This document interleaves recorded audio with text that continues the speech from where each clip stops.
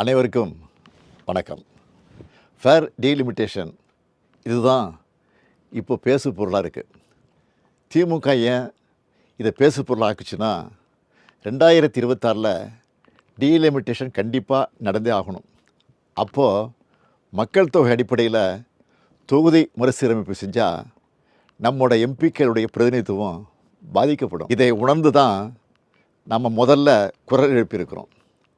இது எம்பிக்கள் எண்ணிக்கை சார்ந்த பிரச்சனை மட்டும் கிடையாது, நம்ம மாநிலத்துடைய உரிமை சார்ந்த பிரச்சனை.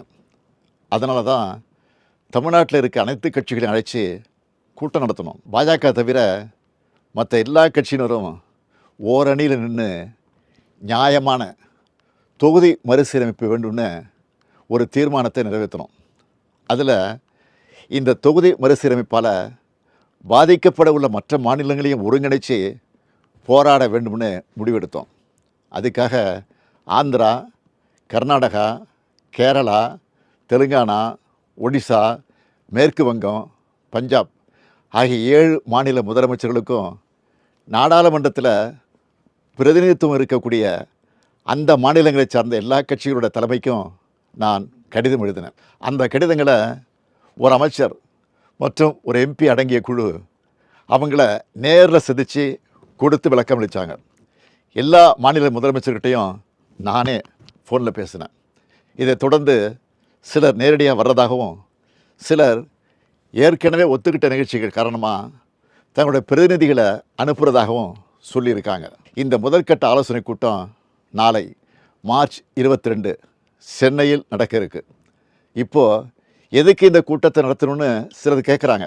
தொகுதி மறுசீரமைப்பால் நம்ம தமிழ்நாடும் நம்ம அழைச்சிருக்கிற மாநிலங்களும் பாதிக்கப்பட்டால் இந்திய நாட்டில் கூட்டாட்சிக்கான பொருளே இருக்காது, ஜனநாயகத்துக்கான மதிப்பே இருக்காது.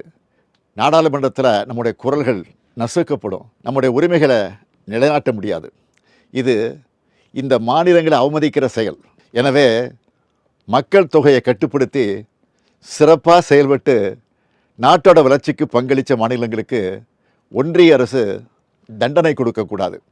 அதனால தான் தமிழ்நாட்டில் இருக்கிற பெரும்பாலான கட்சிகளோட ஒருங்கிணைந்த சிந்தனைப்படி மற்ற மாநிலங்களை ஒருங்கிணைக்கிற இந்த கூட்டம் நடைபெறப் போகுது. இந்த கூட்டத்தில் ஒரு முடிவெடுக்கப்படும்.